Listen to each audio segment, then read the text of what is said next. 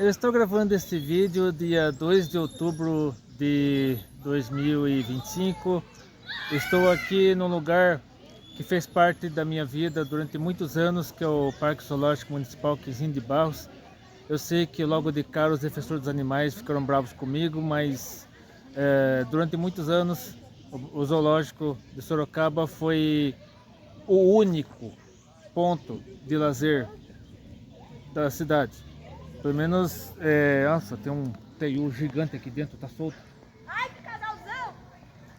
Eu não sei se esse bicho saiu da toca. Não sei se consegue ver, ó. Olha o tamanho do teiu. Tá solto aqui. Eu não sei se ele fugiu da gaiola, se ele fugiu da jaula, mas tem um teiu gigante aqui. Mas enfim, né? Acho que vários animais vivem em suas naturezas, principalmente aves, mas pelo teiu solto, quase uma iguana esse bicho aí. É a primeira vez que eu vejo. Mas enfim, eu tô gravando esse vídeo dia 2 de outubro, porque eu pretendo publicá-lo no dia do meu aniversário, ou seja, daqui a exatamente 10 dias. Eu tava pensando em gravar dia 4, que é sábado, mas eu já tô com praticamente todo o esboço pronto, tudo que eu tenho que postar nos cartões, na tela final, tá tudo pronto, então é melhor gravar agora, aí daqui a 10 dias eu publico. Que o assunto principal desse vídeo é burnout, culto ao corpo e padronização da beleza. E para quem não sabe o que é burnout, é estafa. Nada mais é que é o nome chique, né, o nome pomposo para estafa, que é a desgaste físico, psicológico, emocional, produtividade a qualquer preço.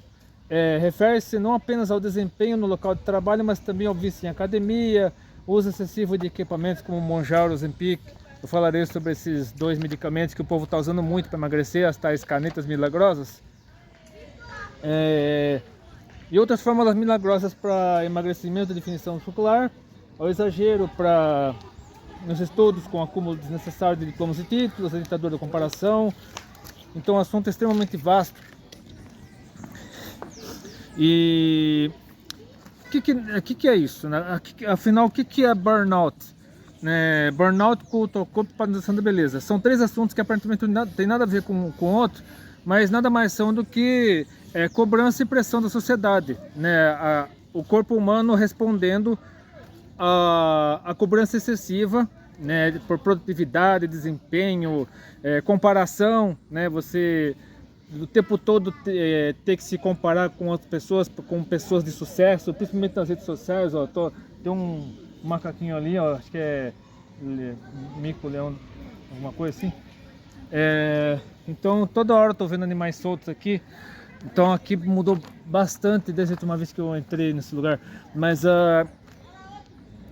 então, o corpo humano responde à fadiga, né? A fadiga excessiva, a pressão excessiva. Eu, por exemplo, eu tenho muita dificuldade para lidar com situações de pressão, de cobrança excessiva.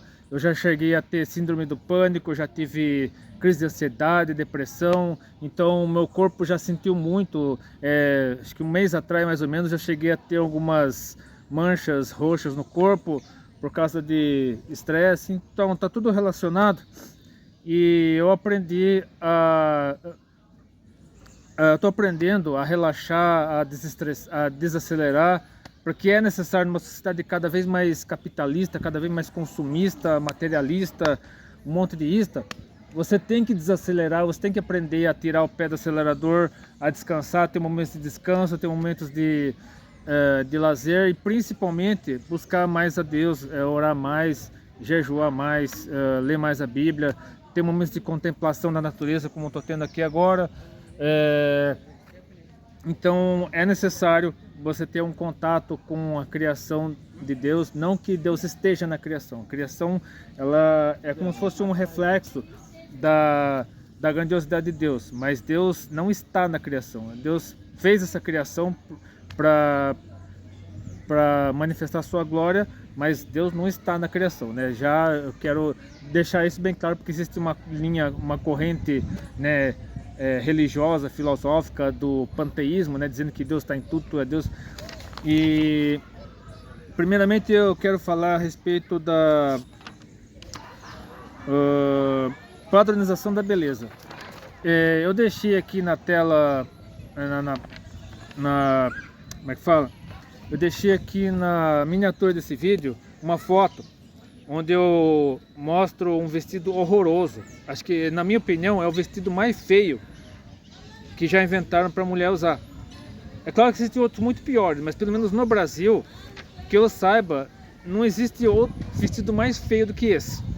Que é aquele vestido com uma fenda gigantesca partindo do alto da coxa, né, quase na altura da virilha. Olha o bichinho aqui, ó, o macaquinho aqui no lixo. Quase partindo da virilha, né, na altura da virilha, e uma fenda, e aquele é um vestido que não tem forro, né, e a versão que aparece na foto que eu deixei na miniatura é um tomara que caia com aberturas laterais, talvez até mostrando abdômen, não lembro exatamente, mas tem versões com frente única, tem versões com alcinha, tem versões com mangas, mas o padrão desse vestido é a fenda gigantesca mostrando a perna inteira da altura da virilha até a barra, e não tem forro, né? A mulher que não usa sutiã, obviamente, quando usa esse vestido aparece tudo. Então é um vestido que não valoriza o corpo da mulher. Se você é homem, jamais dê um vestido desse para sua namorada, noiva, esposa, mãe, filha, sobrinha, enfim, jamais presenteie uma mulher com um vestido desse. E se você for mulher, jamais compre esse vestido para si mesma nem para ninguém, porque é o pior vestido que já lançaram na face da terra, pelo menos que eu tenho conhecimento. Então, só que a pessoa, quem inventou esse vestido e as lojas que vendem essa desgraça querem colocar na sua cabeça, querem incutir na sua cabeça de que esse vestido é lindo. E que, então, existem roupas muito piores, mas esse vestido acho que é o mais feio que eu já vi em toda a minha vida. Então, e querem colocar na sua cabeça, querem fazer uma lavagem cerebral em você, para que você pense que esse vestido é bonito, que valoriza o seu corpo. Estou falando para mulheres, né? Mas existem roupas masculinas também que são horrorosas, são deprimentes, deploráveis. Então tome muito cuidado, porque a roupa não leva ninguém para o céu, mas quem é lavado, remido pelo sangue de Jesus, quem é verdadeiramente convertido, sabe se vestir, sabe de uma maneira que não expõe o corpo indevidamente, de uma maneira que não leva as pessoas ao pecado, à lascívia e tudo mais. E agora, com relação ao síndrome de burnout, na Wikipédia eu encontrei o seguinte: vem do inglês burnout, algo como queimar por completo, também chamada de síndrome de Burnout e síndrome do esgotamento profissional. Um distúrbio psíquico de caráter depressivo, precedido por esgotamento físico e mental intenso, definido por Herbert Freudenberg como um estado de esgotamento físico e mental cuja causa está intimamente ligada à vida profissional. E então foi denominada por esse psicanalista alemão após constatá-la em si mesmo no início dos anos 1970. Então seria o desejo de ser o melhor e sempre demonstrar alto grau de desempenho. Outra fase importante da síndrome: o portador de burnout mede a autoestima pela capacidade de realização e sucesso. E as redes sociais incentivam isso direto atualmente, né? Você tem que produzir conteúdo, você tem que sempre se atualizar, sempre estar por dentro de tudo, tal. Tem tudo a ver com o que nós estamos vendo hoje, principalmente no universo das redes sociais. O que tem início com satisfação e prazer termina quando esse desempenho não é reconhecido. Nesse estágio, a necessidade de se afirmar e o desejo de realização se transforma em obstinação e compulsão. Aí entra o vício em redes sociais e outras coisas também, que destroem o ser humano. O paciente nesta busca sofre, além de problemas de ordem psicológica, forte desgaste físico, gerando fadiga e exaustão. É uma patologia que atinge profissionais de todas as áreas, mas especialmente aqueles de saúde, segurança pública, atendimento ao público e educação. E atinge também quem trabalha com redes sociais, né? Porque você é obrigado, né, os influenciadores da moda e outras pessoas que lidam com isso, com mídias sociais e tudo mais, produção de conteúdo, eles obrigam você a produzir, mesmo sem ter tempo para isso. Então você é forçado a ter sempre conteúdo para as pessoas verem, porque as pessoas ficam ansiosas, aquele tal do arrasta para cima, né, infinito. Como diz a Júlia Leivas no vídeo que eu deixei na tela final aqui. Então são 10 os estágios da síndrome de burnout. Dedicação intensificada, descaso com as dedicação intensificada, descaso com as necessidades pessoais, inclusive comer, dormir, sair com os amigos, tal, ir para a igreja, ler a Bíblia, né? Aversão a conflitos, reinterpretação dos valores da maneira errada, né? Que mais? O quinto, negação de problemas, ou seja, você fica anestesiado da realidade. Recolhimento e aversão a reuniões, a pessoa se fecha, né? Fica trancada, né? Enfim, fica só imerso. Por isso que muitos filhos, quando o pai trabalha demais ou a mãe trabalha demais, não tem tempo para os filhos, né?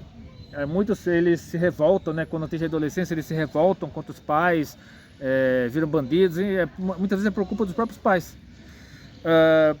Despersonalização, tristeza intensa, colapso físico e mental. E aí, no caso, o 10º estágio é considerado de emergência e a ajuda médica e psicológica se torna uma urgência. Os sintomas são, os principais no caso, dores de cabeça, tonturas, tremores, muita falta de ar, oscilações de humor, distúrbios do sono, dificuldade de concentração e problemas digestivos. Eu como eu já falei, já tive síndrome do pânico, crise de ansiedade, depressão, então eu passei por boa parte do que estou dizendo aqui. A síndrome é geralmente desenvolvida com o resultado de um período de esforço excessivo no trabalho, com intervalos muito pequenos para recuperação. E as redes sociais, né, repetindo, as redes sociais hoje, o algoritmo das redes sociais incentiva você sempre produzir. Os influenciadores da moda, quem trabalha com mídias sociais, com produção de conteúdo, é forçado, é praticamente obrigado a produzir sempre manter os stories com alguma coisa para a pessoa ver. Eu estabeleci o seguinte, né? Eu, como produtor de conteúdo, eu estabeleci no máximo 8 stories, né? 8 postagens nos stories das redes sociais do Mark Zuckerberg, no caso, o Instagram, Facebook e WhatsApp, no máximo 8. A pessoa, quando vai lá nos meus stories, nos status do WhatsApp, vê no máximo 8. Às vezes tem mais, né? Do Antiproject parece que tem 9. Mas eu sempre procuro limitar a 8, justamente para evitar fadiga, para evitar, né? E sempre conteúdos voltados para o evangelismo, para a pregação do evangelho, para que as pessoas se aproximem de Deus, se afastem do pecado, enfim. Sempre voltado para isso. O pior é quando você posta um monte de coisa, compartilha um monte de coisa que não presta, e você vê que você fazer mal para as pessoas, ao invés de você fazer bem para as pessoas, você faz mal, porque as pessoas tomam o caminho. Então aqui fala sobre os trabalhadores na área da saúde, fala sobre os estudantes, principalmente em período de vestibular, né? Agora está chegando o Enem, né? Então as pessoas acabam sendo obrigadas a estudar. Muitas vezes não tem tempo de dormir, não tem tempo de comer, ficam só estudando. E uma dica para os vestibulandos, para os que estão estudando para o Enem também, e para estudar para concurso também, você tem na véspera do exame, descanse, desligue dos estudos. Você já estudou tudo que tem que estudar, deixe para a véspera do exame para você descansar. De nada adianta você revisar o conteúdo na véspera. Tudo que você já tem que estudar, já estudou. Você tem que descansar, relaxar, venha para um lugar como esse, apreciar a natureza, ouvir o barulho da natureza e tal. Na hora do exame, Deus colocará tudo na sua mente e você conseguirá uma nota excelente. Aqui fala do burnout em professores também, que são obrigados a sempre, né, aí você tem que preparar aula, corrigir prova, tem que lidar com o aluno problemático, tem que lidar, no caso dos professores cristãos, tem que lidar com a opressão imposta pelo próprio ambiente de trabalho, principalmente quando os chefes deles são progressistas, quando os colegas deles são progressistas, pessoal da lacrosfera. Então tem que ver tudo isso. Os enfermeiros também, médicos, enfermeiros, isso foi muito evidente, né? Isso foi uma proporção cataclísmica durante a pandemia de Covid-19. Então eles chegaram ao estágio máximo do desgaste físico, emocional, psicológico, porque via muita gente morrendo nos braços das pessoas. Então as pessoas, eles chegaram ao limite extremo do burnout, ao verem tanta gente morrendo, eles sem não poder fazer nada para salvar essas pessoas. É claro que muitos salvaram muitas vidas, né? Muitas vidas foram salvas por meio da atitude corajosa de muitos profissionais da saúde que estiveram lá na linha de frente combatendo o corona. Aí entra aqui psicologia do comportamento, estresse, fadiga, conciliação entre trabalho e vida pessoal, síndrome do pânico que eu já tive, né, como já disse. Agora vamos para o culto ao corpo. Qual que é o problema aqui do culto ao corpo? Houve um período em que eu cheguei a frequentar academia, se não me engano foram 24 sessões, né, 24 treinos que eu fiz, eu não lembro se foram 24, acho que foi mais ou menos isso. E eu não consegui treinar mais por falta de dinheiro e também porque estava frio, né? E agora era para eu ter voltado em agosto, logo depois das minhas férias, mas não voltei. E aí Deus foi falando no meu coração uma série de coisas, né? De caráter físico, psicológico, espiritual, e eu decidi parar de vez. Então eu não vou mais para academia. Eu sei que eu serei muito criticado, eu sei que eu serei muito atacado por causa disso. Ah, você é fraco, você é isso, você é aquilo.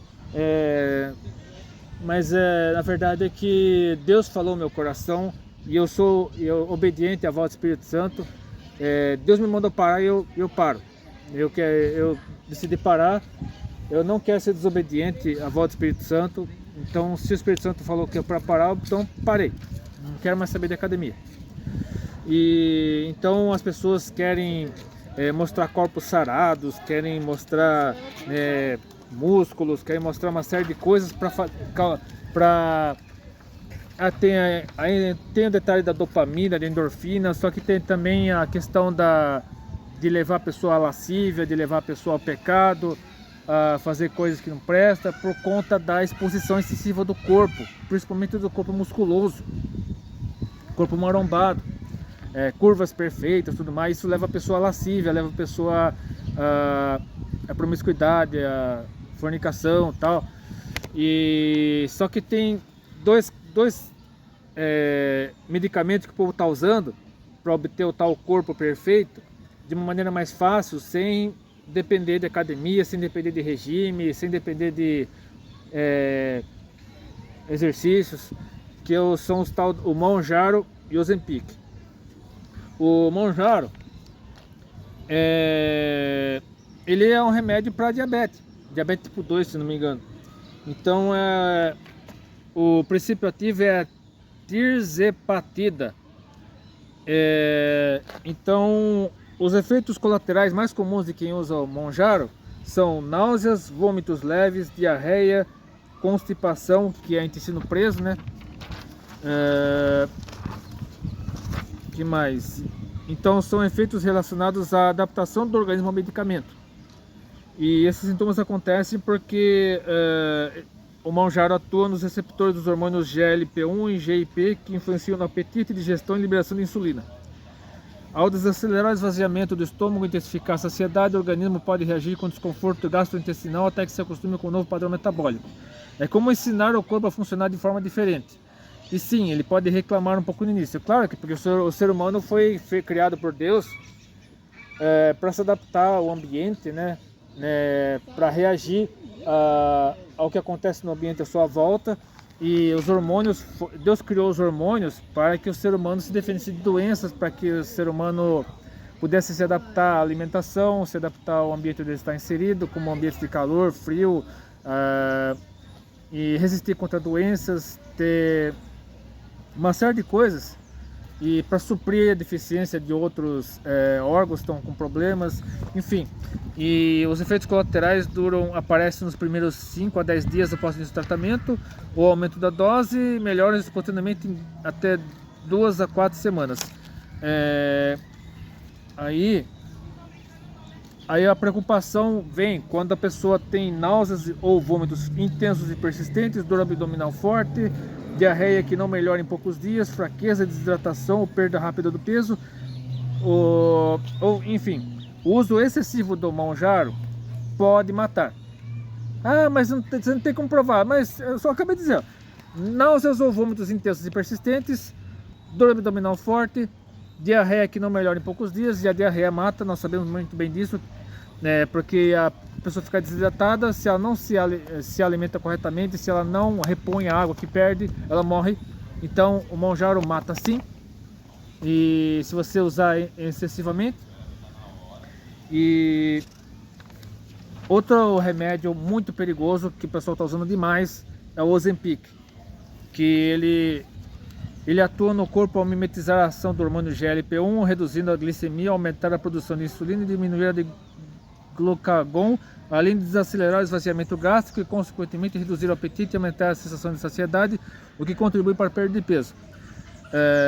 Ele age no corpo da seguinte forma: aumenta a insulina, ele controla a glicemia por meio do aumento da insulina, estimulando o pâncreas a produzir mais insulina, diminui o glucagon, que é um hormônio que eleva os níveis de glicose no sangue, age nas glicemias elevadas, quando os níveis de açúcar do sangue estão elevados, otimizando o controle da glicemia em adultos com diabetes tipo 2.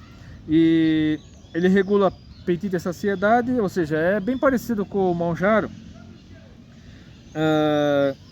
Imita o GLP-1, sinaliza saciedade, faz esvaziamento gástrico, ou seja, o estômago ele esvazia, né?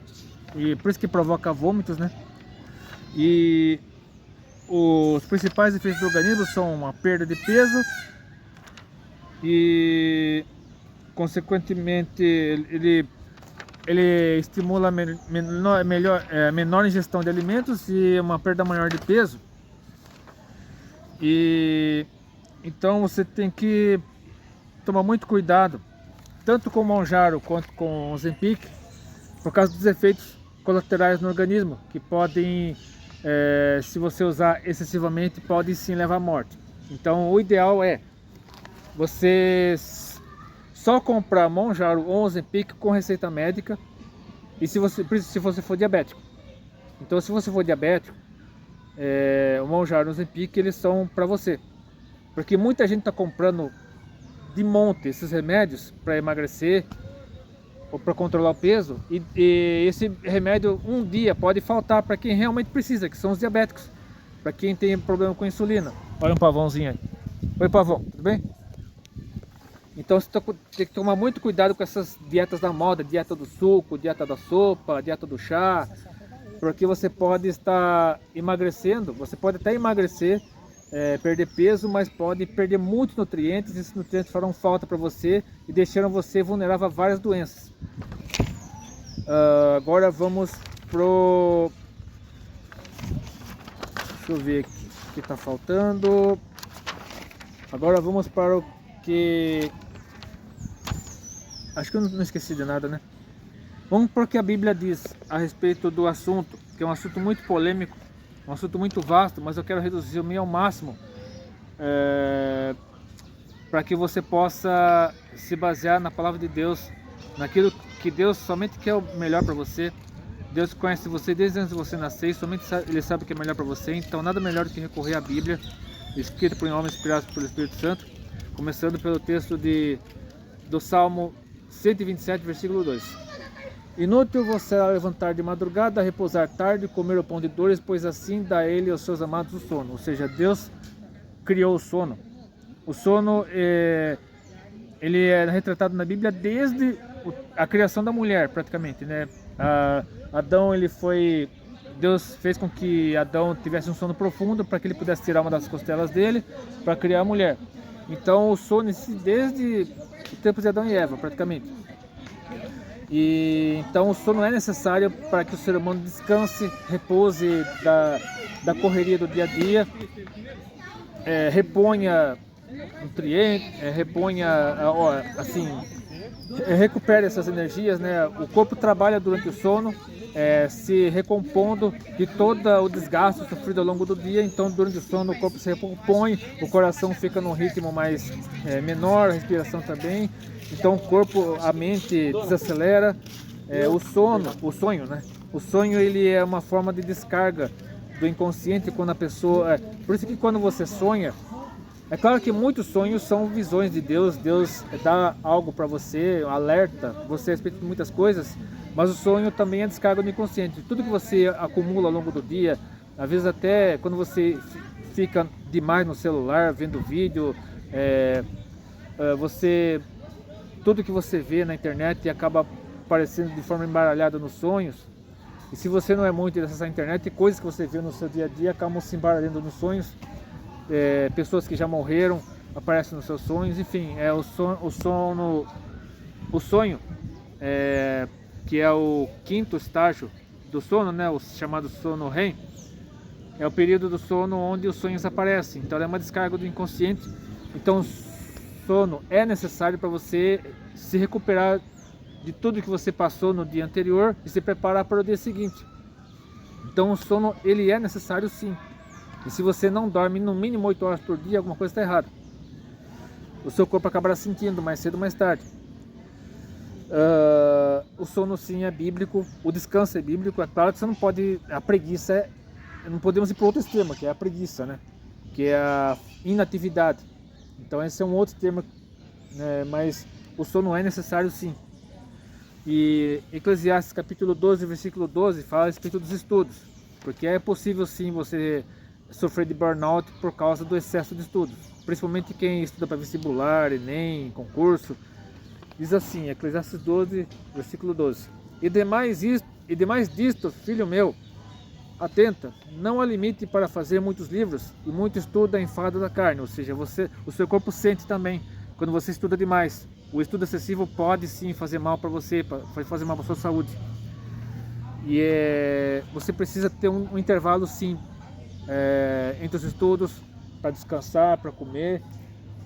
E na véspera do exame é aconselhável você não estudar, você revisar. Se você tiver que revisar o conteúdo, revise na antevéspera, 2 dias antes, na semana anterior ao exame.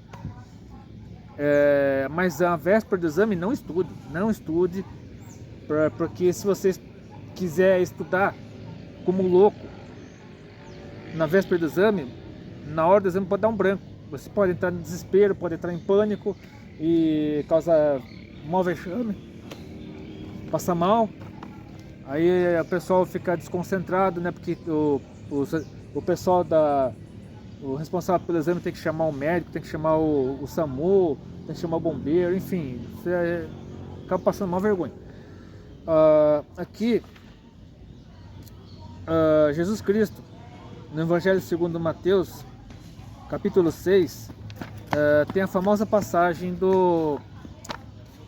da ansiosa solicitude pela vida, né? Que começa no versículo 19 e vai até o 34, mas eu resumirei. Eu lerei primeiro do versículo 19 ao 21 do capítulo 6. Não ajunteis tesouros na terra, onde a traça e a ferrugem tudo consomem, e onde os ladrões minam e roubam. Mas ajuntai tesouros no céu, onde nem a traça nem a ferrugem consomem, e onde os ladrões não minam nem roubam. Porque onde estiver o vosso tesouro, ali estará também o vosso coração.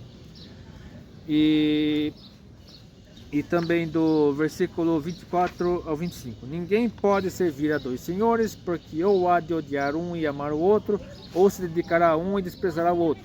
Não podeis servir a Deus e a Mamon, que é o Deus do dinheiro, o Deus capital. Por isso vos digo, não andeis ansiosos quanto à vossa vida, pelo que haveis de comer, pelo que haveis de beber, nem quanto ao vosso corpo, pelo que haveis de vestir. Não é a vida mais do que o mantimento, e o corpo mais do que o vestuário? E finalmente, o trecho final do capítulo 31 ao 34. Não andeis, pois, inquietos, dizendo: que comeremos? Ou que beberemos? Ou com que nos vestiremos? Porque todas essas coisas os gentios procuram. De certo, vosso Pai Celestial bem sabe que necessitai de todas essas coisas. Mas buscai primeiro o reino de Deus e a sua justiça. Estou sem beber água. E todas essas coisas vos serão acrescentadas. Não vos inquieteis, pois, pelo dia da manhã, porque o dia de amanhã cuidará de si mesmo. Basta cada dia o seu mal.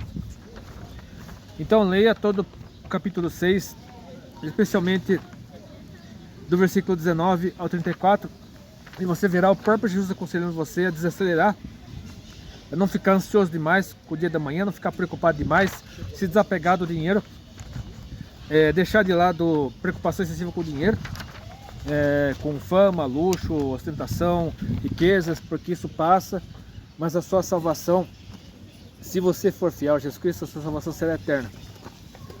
E se você não for fiel a Jesus Cristo, você, falando em português, claro, porque a Bíblia diz isso, você vai para o lago de fogo e enxofre. Então você com certeza não quer ir para lá, passar a eternidade inteira ardendo em chamas. Então ouça tudo que eu estou dizendo aqui, pratique, que você terá um futuro brilhante pela frente e passará toda a eternidade com Jesus. O próprio Jesus também, ainda no livro de Mateus, capítulo 11, versículos 28 a 30, um conselho que muita gente sabe de cor esse trecho da Bíblia, mas pouca gente pratica. Vinde a mim, todos que estáis cansados e oprimidos, eu vos aliviarei. Tomai sobre vós o meu jugo e aprendei de mim, que sou manso e humilde de coração. E encontrei descanso para as vossas almas, porque o meu jugo é suave e o meu fardo é leve. O que Jesus quer dizer com esse texto? O mundo oprime você, o mundo cobra de você, o mundo maltrata você, o mundo explora você, arranca o seu couro, o mundo espreme você igual um limão. O mundo suga você de uma forma terrível, joga você fora como se fosse um copo descartável, um chiclete mascado. Usa, e quando você não presta mais, joga fora, descarta, como se fosse lixo. Mas Jesus não. E o fardo de Jesus é leve por quê? Porque o que Jesus tem a oferecer para você é infinitamente melhor do que aquilo que o mundo oferece. Porque o mundo vende ilusões, o mundo vende uma grande mentira, porque o mundo cobra de você, mas quando você chega lá no topo, você vê que não é nada aquilo que você estava pensando, você se ilude, você se frustra, aí você se refugia nas drogas, no álcool, na prostituição, na fornicação, uma série de porcaria, e aí você se autodestrói.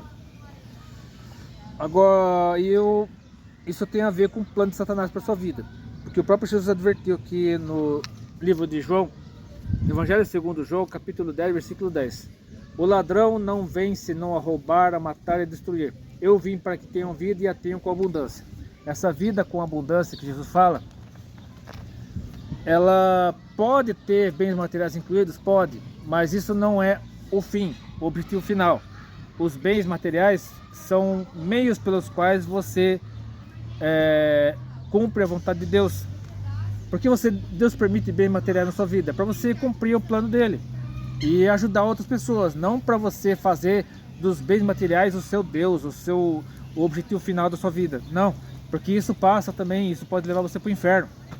O objetivo dos bens materiais é ajudar você a cumprir os planos de Deus para sua vida e primeiro para ajudar outras pessoas, para você compartilhar com o que está passando necessidade.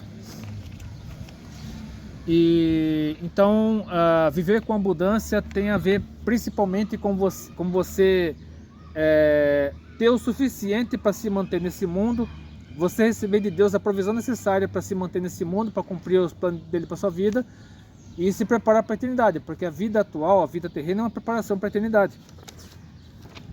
E na carta aos Romanos, capítulo 12, versículo 3, tem a ver também com uma lição que pouca gente obedece.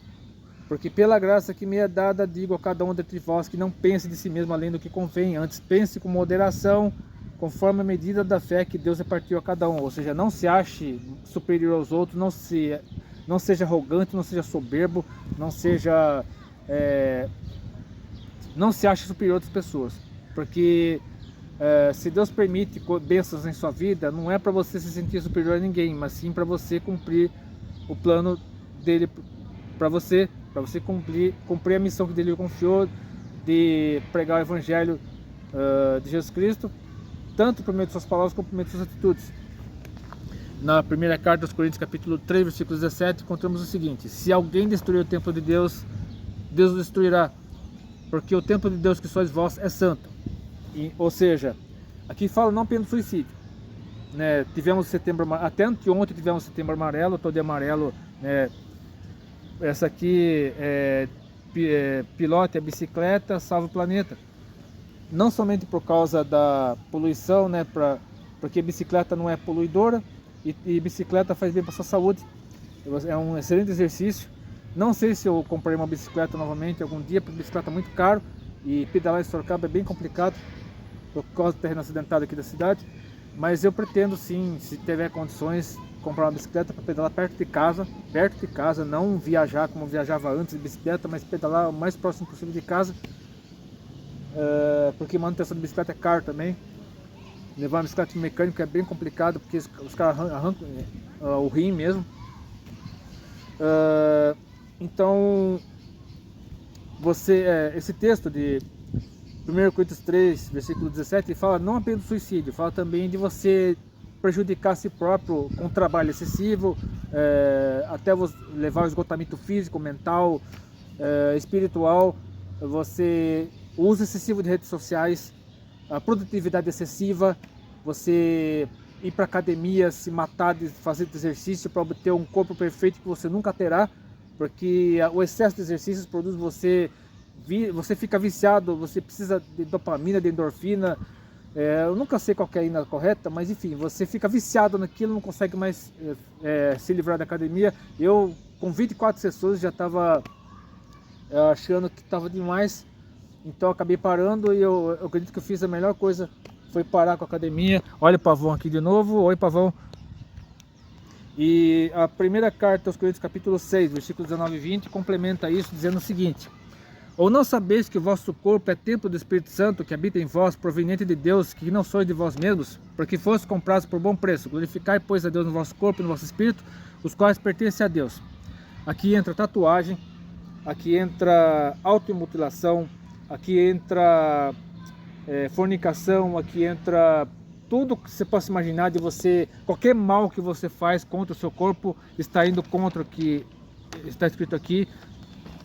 Tanto o texto de 1 Coríntios 3, 17 quanto 1 Coríntios 6, 19 e 20 falam a respeito disso, condenando a automutilação, condenando o suicídio, condenando o excesso de exercícios, o excesso de estudos, a busca pelo corpo perfeito, e você levar as pessoas ao pecado por causa da sua roupa, por causa do que você acha que você tem que... o que é bonito é para se mostrar, aquilo que o Satanás coloca na cabeça das mulheres, o que é lindo é para se mostrar. Então, se eu sou linda, eu tenho que mostrar para todo mundo que eu sou linda. Você está levando as pessoas ao pecado. Mesma coisa os homens que vivem andando sem camisa, postando roupa sem camisa, com a cueca aparecendo, você está levando pessoas ao pecado, à lascívia. E eu quero terminar aqui com 1 Timóteo capítulo 6, versículos 6 a 11. Mas é grande ganho a piedade com contentamento, porque nada trouxemos para este mundo, e manifesto é que nada podemos levar dele. Tendo, porém, sustento e com o que nos cobrirmos, estejamos com isso contentes. Mas que querem ser ricos, caem em tentação, em laço, e em muitas concupiscências loucas e nocivas que submergem os homens na perdição e ruína. Porque o amor ao dinheiro é raiz de todos os males, e nessa cobiça alguns desviaram da fé e se traspassaram a si mesmos com muitas dores. Mas tu, homem de Deus e mulher de Deus, foge dessas coisas e segue a justiça, a piedade, a fé, o amor, a paciência e a mansidão. E eu quero encerrar esse vídeo dizendo o seguinte: quando você se rende à escravidão, porque é uma escravidão, é uma opressão terrível, uma opressão maligna, de você ter que produzir, você ter que trabalhar sem descanso, você ter que ter um desempenho cada vez superior, você competir como se estivesse competindo numa luta de MMA, querendo destruir o seu oponente, tratando o seu colega de trabalho como um inimigo a ser destruído, tratando enfim, estudando excessivamente para vestibular, para Enem, para concurso, sem descanso, sem ter tempo para comer, sem ter tempo para descansar, esgotando sua mente, ficando com estresse, com carga, desgaste emocional excessivo, ou então indo para academia até se matar de tanto fazer exercício, tendo distensão muscular, tendo desidratação, ficando com um monte de hematoma, ou então, coisa muito pior, tomando bomba anabolizante, ficando deformado e fazendo essas cirurgias malignas, essas cirurgias diabólicas de preenchimento, botox, harmonização facial. Pare com isso. Quem precisa disso é quem tem deficiência congênita, quem sofreu acidente, que está se recuperando de um trauma, não pessoas que Deus criou. Eu tenho o rosto assimétrico. Se você olhar bem para o meu rosto é assimétrico. Se você pegar aqui, ó, olhar bem para o meu rosto é assimétrico. Uma orelha diferente da outra, se você pegar metade do meu rosto. Mas Deus me criou assim porque tem um propósito para isso. Se Deus me criou desse jeito, é porque Ele tem um propósito para isso. Então não queira achar que Deus errou quando criou você. Deus não errou. Deus criou você exatamente como deveria criar. Então isso de mas você nasceu no corpo errado, isso é coisa do diabo. Isso é coisa que o diabo inventou por meio da militância progressista, né, que você nasceu no corpo errado, você tem que ser aquilo que você sente que é e não aquilo que Deus criou você para ser. Então isso é maligno, isso é diabólico. Então eu não sei se esqueci de alguma coisa, mas eu preciso sair daqui porque daqui a pouco chove. E agora são 15 horas e 15 minutos. Eu sei que o zoológico fecha às 17 horas, mas eu quero dar uma volta por aqui ainda de sair, comer alguma coisa. Se você gostou desse vídeo, curta, compartilhe seu favorito, inscreva-se no canal, Deus abençoe, mande esse vídeo para possível de pessoas. Até depois, se quiser.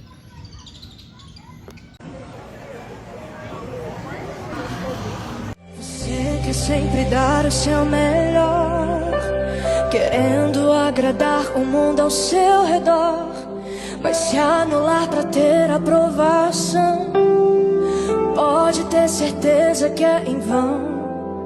Procurar ser melhor não tem nada de errado, mas é necessário ter cuidado com o risco de se transformar em fardo e acabar por ele sufocar.